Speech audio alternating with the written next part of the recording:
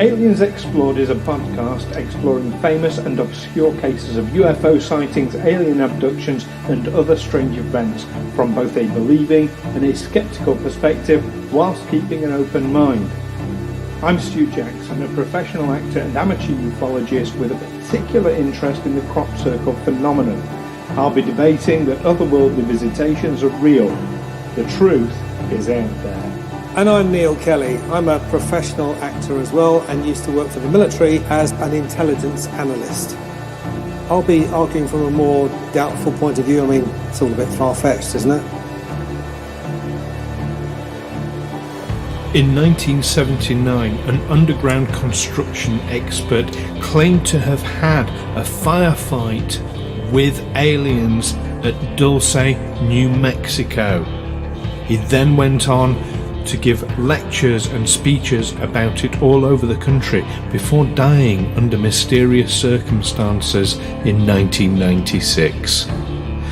Join myself and Neil here on Aliens Explored as we discuss the fascinating case of Phil Schneider. Hello listeners and welcome back to Aliens Explored, your weekly listen about the mysteries of the skies. This week we're going to be looking at the mysterious life and death of Phil Schneider. I'm one of your hosts, Neil Kelly.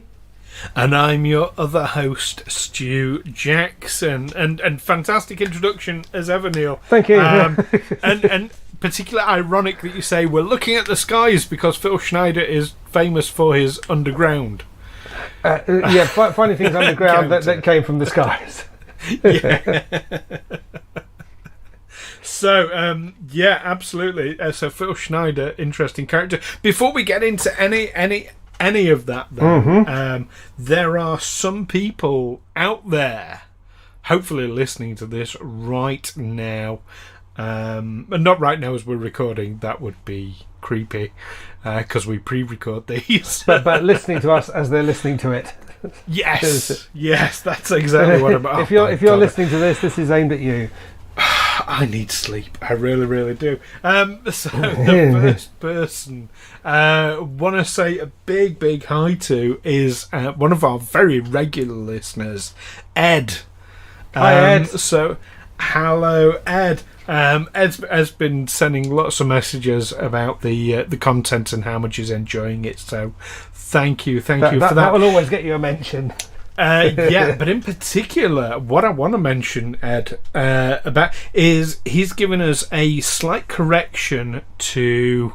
It was an episode a couple of weeks ago, on the Aetherius Society. That episode, we mentioned the Heaven's Gate cult. Yes. And we mentioned that they were trying to hitch a ride on Halley's Comet, and has corrected it. It was actually Halley-Bop. Not Halley's Comet. Hale-Bop, yeah. Hale-Bop. The Hale-Bop Comet, yeah. It was Halley-Bop. He's right, yeah. Sorry? I thought it was Halley-Bop. Is it Halley-Bop it or might be, Hale-Bop? Because, I suppose we talk about Bill Haley and the comets, and so it became Haley's Comet rather than Halley's Comet. Do you know what, though, Hale-Bop. And you know, actually, I'm probably let us know. showing my ignorance here, Ed. I think I probably thought it was just another name for the same thing. I'd heard Halley-Bop as a different comet, but there are similarities between them, definitely. But as Ed very rightly put, and Ed, perhaps you can tell us how it's supposed to be pronounced, whether it's Halley-Bop or Hale-Bop. But at least we got the bop part right. We got the we assume we have. Ed very rightly says that Halley's Comet's actually not due back until July 2061. Right, well, I'll make a note in my diary for that one. Yeah, because of course seeing Halley's Comet, and I remember Halley's Comet, that is a once-in-a-lifetime experience, isn't it? I suppose some people might just experience it twice, but whether it's memorable is another... I suppose at either end of the spectrum for him. Because it's every 75 years, I'm saying really hesitantly. Yeah, I mean, we live in a country that's overcast a lot of the time, heavy cloud, and so we'll be told about some kind of phenomena in the sky that, you know, Jupiter is closer than ever, or you know, the moon will be, and you go outside and all you can see is cloud. Yeah. You look up and you get a wet face. That's the UK for you. Now, got some other people really want to say hello to. Another one is someone who's only just started listening to our podcast very recently, which is Joan. Joan's been absolutely lovely since hearing about the podcast. She's been sending me quite regular emails about stuff that she's finding in the press about UFO events. So that's really very much appreciated. So thanks, Joan. Keep that up. Also want to mention, I've got a few mentions here today. So let's go with it. Ben Stevenson. Now, Ben got in touch. Ben is the founder, or one of the people from Central Utah Paranormal. Now Ben also does the Lost Souls podcast, so give that a podcast. Good listen. Okay, yeah. Wherever you listen to your podcasts. Ben's really interesting character. He, like I say, he runs Central Utah Paranormal, which is a paranormal investigation company. They go out and to haunted properties and do like the EMF readings and electronic voice phenomenon and things like that. I mean, the closest I get to that, I suppose, would be the UFO thing, but also I play Phasmophobia as a game, which is absolutely terrifying. But no, he kind of does it in real life. I think dowsing is another big one. And as a living. I mean, does it? Yeah, but does it professionally? Yeah, amazing. Yeah, so really great to have you as a listener, Ben, and glad you're enjoying the podcast. Yeah, I mean, there's probably some crossover, really, isn't there, between UFOs and I think UFOs and extraterrestrials tend to get lumped in with the paranormal or the supernatural. They do. But here's the thing: if you're contacting spirits from the afterlife, what's to say they aren't necessarily alien spirits? Well, if you're talking about interdimensional beings rather than interplanetary beings, or if you want to get into the whole quantum physics kind of argument, where, you know, for every choice you've made, the other choice has been made in another. There's an infinite number of dimensions in which you've made all different choices. And that actually time is about moving through dimensions. So in another dimension, you're still back at school. And and life never ends, which is a nice thing to think, you know, that you know, when you experience your death in this dimension or whatever dimension you've reached by that time, that maybe, you know, you just pick it up in another dimension. I don't know. Somewhere else. Oh, I don't know as I like that idea.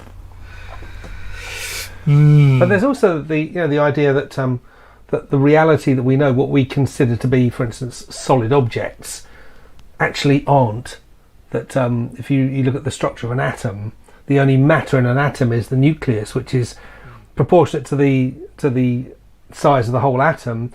It's according to Bill Bryson in his book about life, the universe, and everything. It's the amount of matter. It's like a fly in a cathedral, that kind of proportion.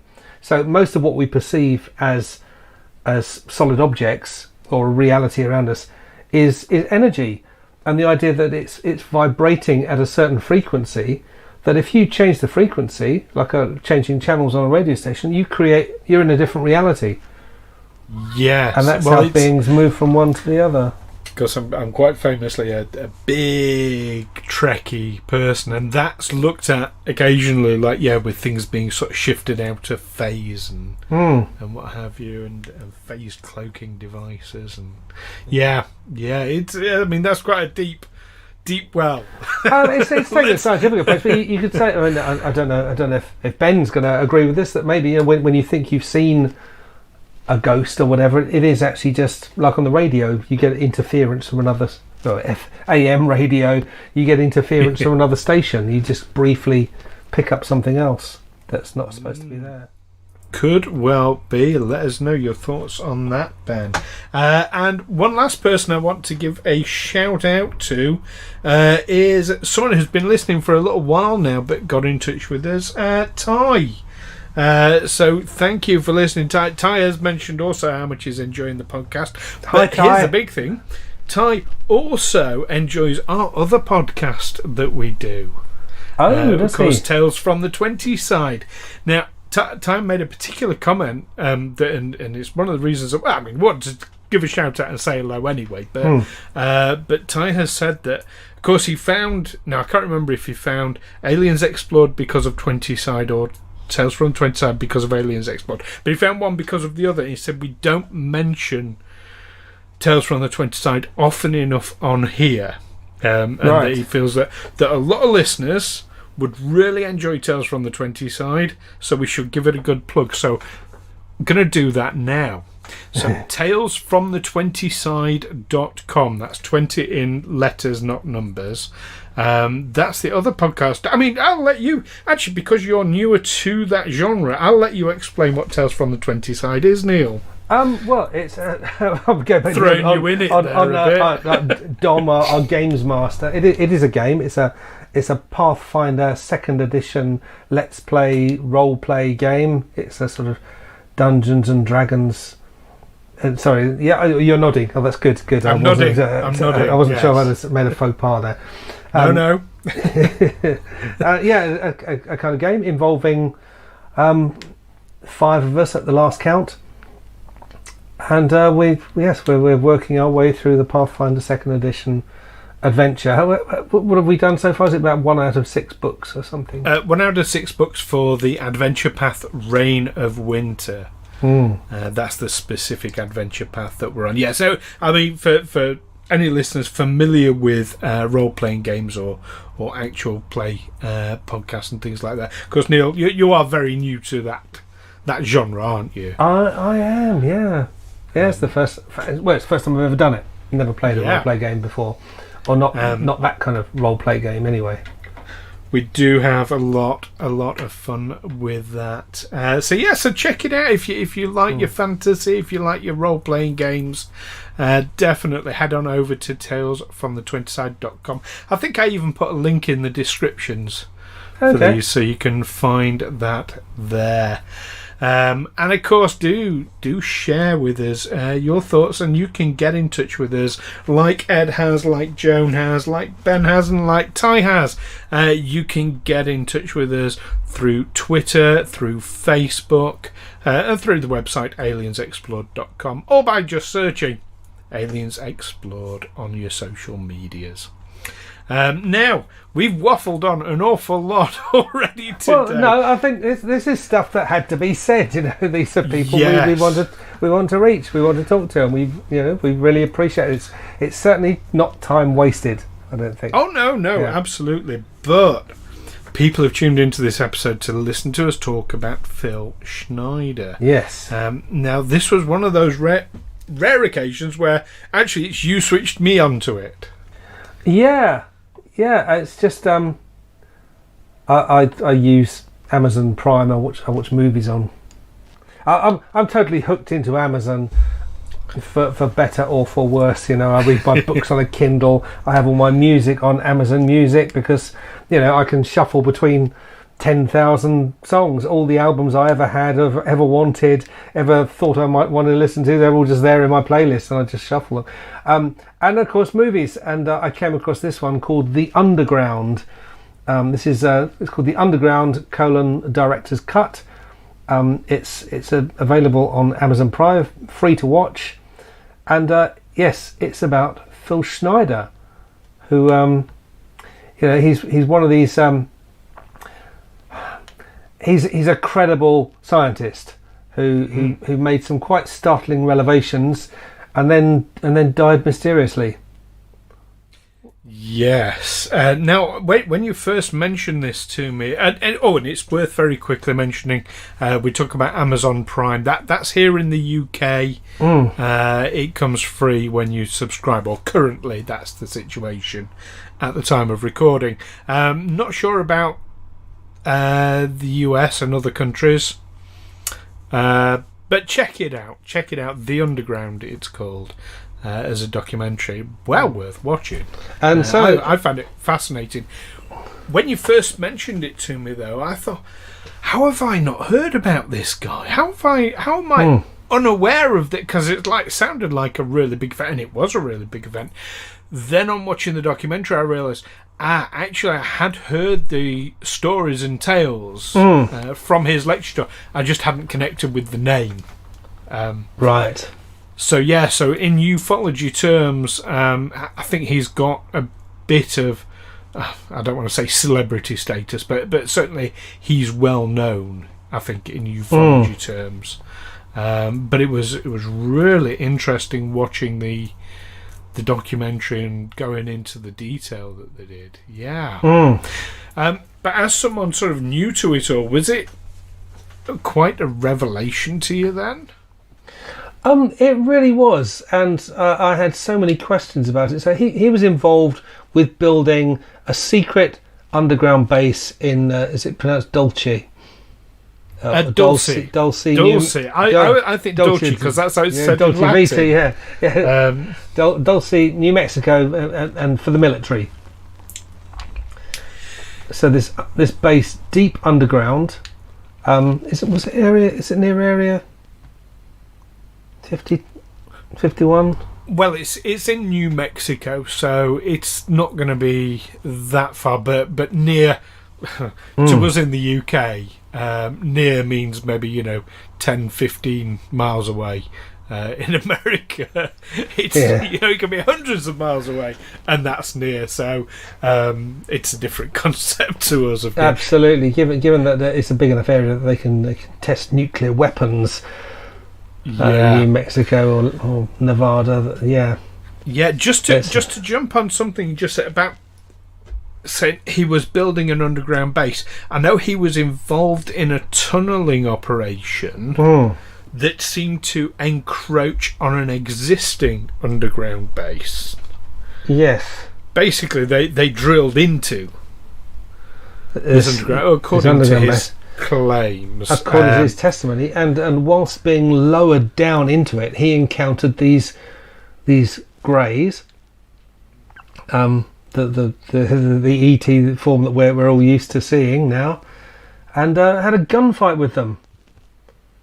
Yes. They zapped him with something that a colleague was coming down, who I think was a Marine, who returned fire and got him out of there.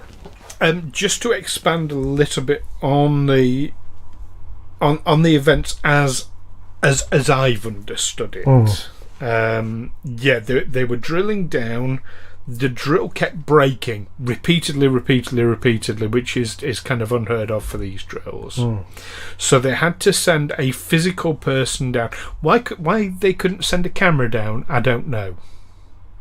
When was this? This was... This would have been in 1985, I believe. So, yeah. Sorry, in August of 1979. They still would have had cameras capable of being lowered, wouldn't they? Yes. In 1979, so just checking that. Yes. But he has said that they needed to send actual people down. So he went down in this cage with, as you absolutely rightly say, a Marine. He goes down there suddenly in this, and he said that in particular the smell. They're basically, these creatures smelled like raw sewage. He gets his gun out and shoots one. He mentions it being Walther PPK that he had as a sidearm. It's like James Bond. Yeah. What was the Marine doing? Because he even said, he was wearing this heavy duty, almost like a spacesuit that you have to wear to go down this depth, which, fair enough. So it's quite bulky, so he's sort of struggling to get the clip in. What's the Marine doing at that point? That's what I'm wondering. Was the shaft big enough for them to both go down together, or was the Marine somewhere behind him? But they were in a cage, being lowered in the same cage. Yes. The Marine wasn't following him down. Yeah, because the Marine basically rescued him and sort of dragged him back and got the cage to be lifted up again. Okay, I'm not too sure about the sequence of events. My understanding was that he'd gone down there on his own, and it just happened by chance that the Marine was following him down and bailed him out after he'd been okay. shot with something. I might have misunderstood that then, but definitely mentioned being lowered in a cage. But here's a more sort of pertinent question.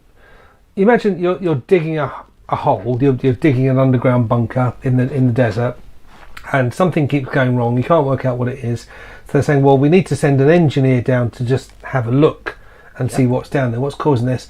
And then they say to him, oh, by the way, you'll need to take a gun with you. You'll need a sidearm. I think, what? Yeah, and you'll need this Marine to go with you as well, and who'll also be armed. So, wait a minute, I'm going to look at a geological feature. Why I mean, we're British. Yes. I'm not saying that. Don't But like we are British. No, and we're Europeans.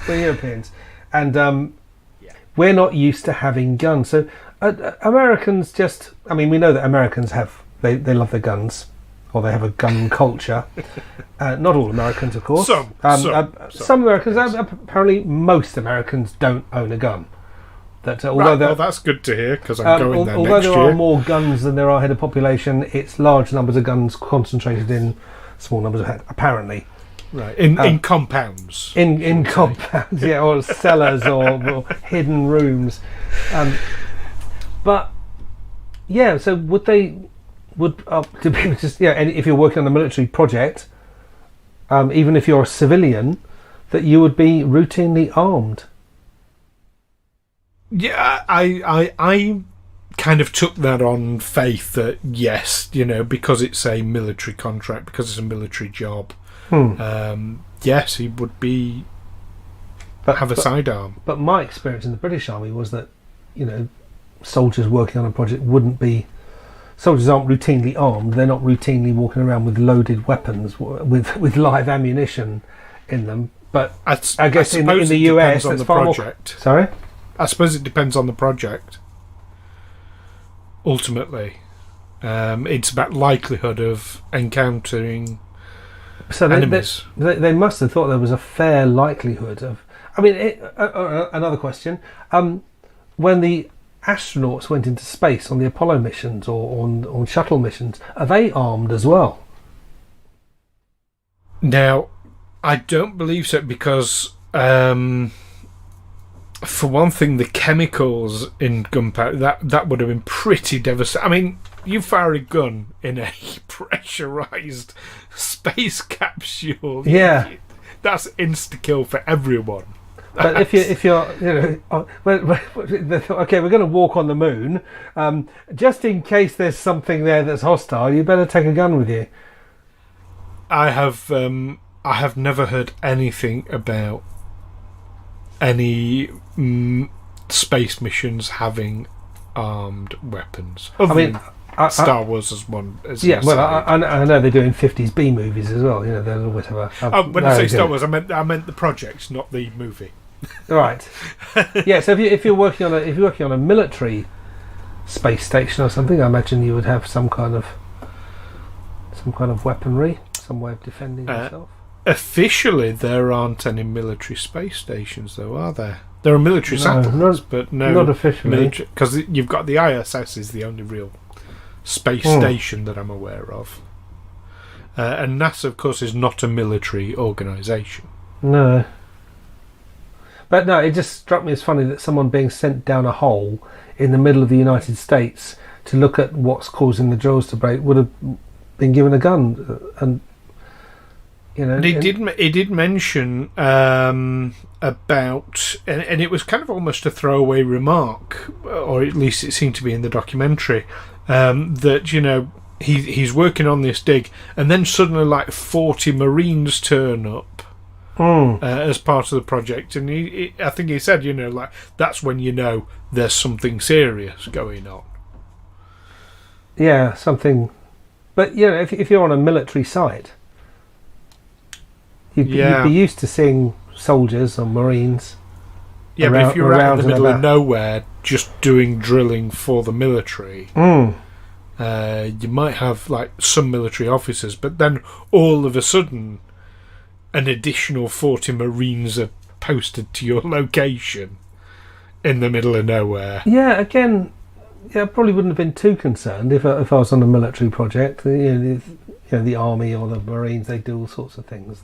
Yeah, if they're there from the start, but if you're halfway through the project and suddenly for no apparent reason there's suddenly an extra 40 Marines. We're not talking squaddies, we're talking Marines.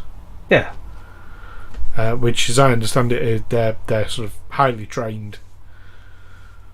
They're a bit like our SAS. I think they're a bit like our Marines. It's just, they are highly trained infantrymen. The Marines will always say they're better than the Army.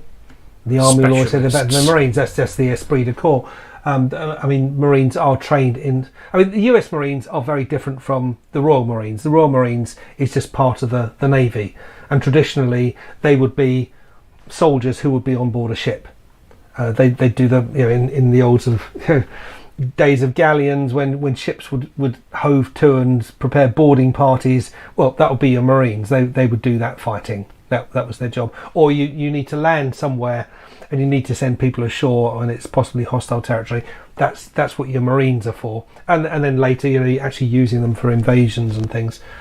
That's what they're trained up to do. Whereas the US Marine Corps is pretty much an armed services in itself. It might even be bigger than the entire British armed services.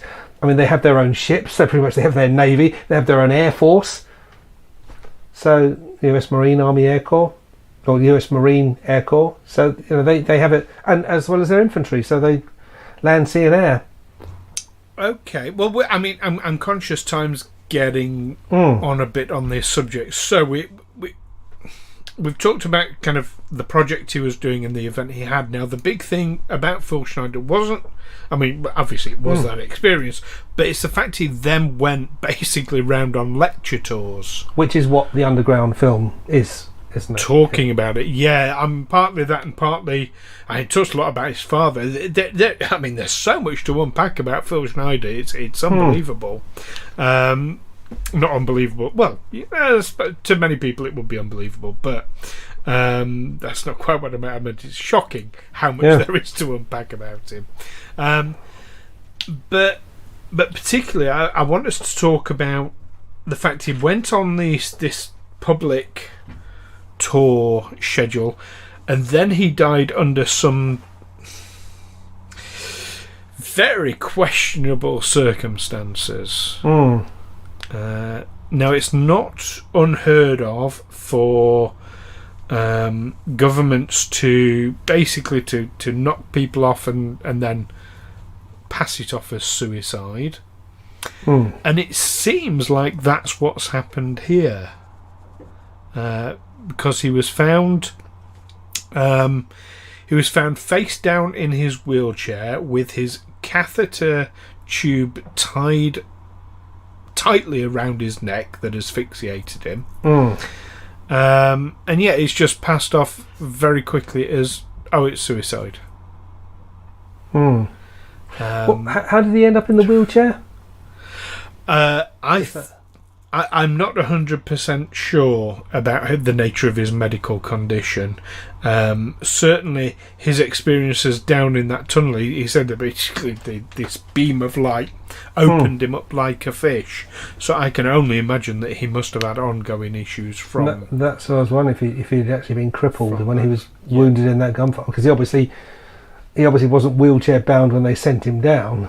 He sent down a paraplegic. But also, I also noted when I was preparing for today's little chat that there's very little on the web about him, and there are even comments in Wikipedia and such like saying, "Where is all the stuff about Phil Schneider? It all seems to have been taken down."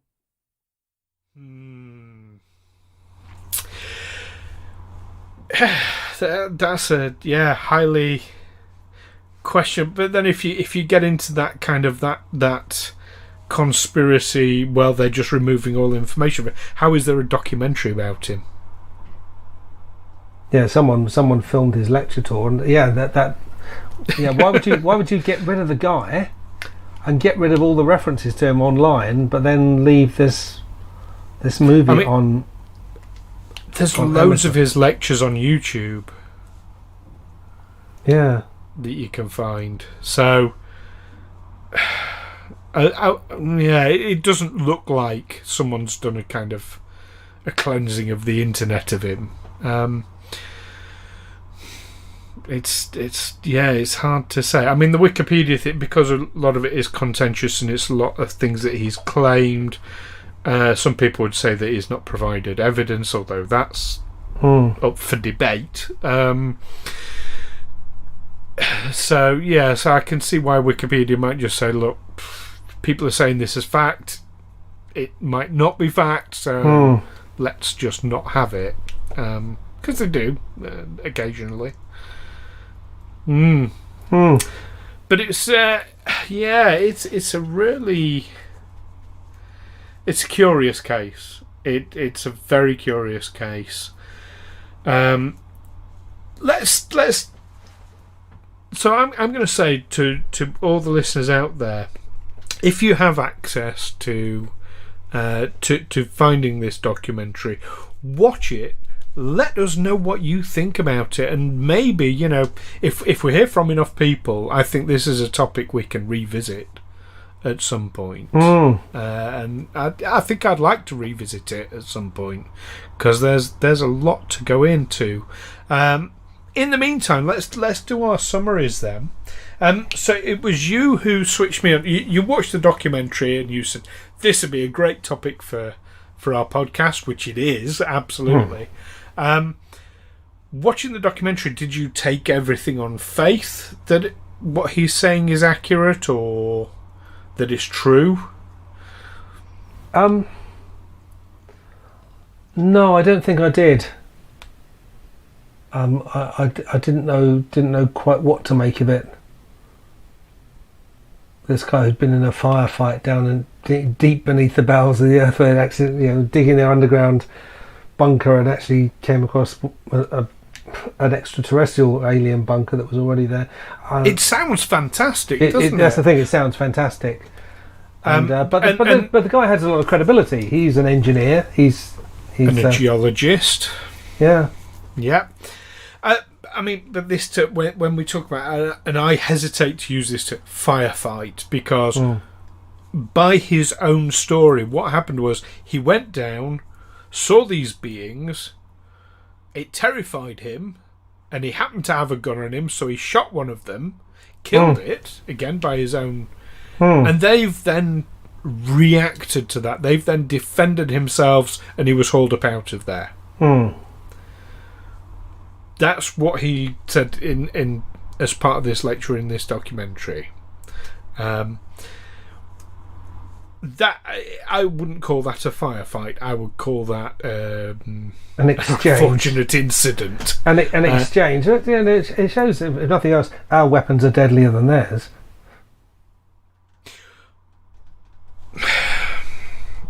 Not necessarily, because how do we know that the reaction, the physical reaction, was at full power? We don't. That would be speculation. And there's so much speculation. That's all you can do. But it was definitely a reaction. He got in for, and if he's had time to fumble with getting this gun out with this gloved hand and then getting a clip in, and he said he was struggling to do it because he's had lots of time. So they've not just seen him and gone, "Oh look, intruder, zap." I mean, he was the aggressor. Yeah. In that encounter, very much. Yeah. Interesting. So what? Yeah, Mike and I was have a question. What's happening about the bunker now? Did they just decide, okay, well, there's something down there that's hostile. Well, we've made it hostile.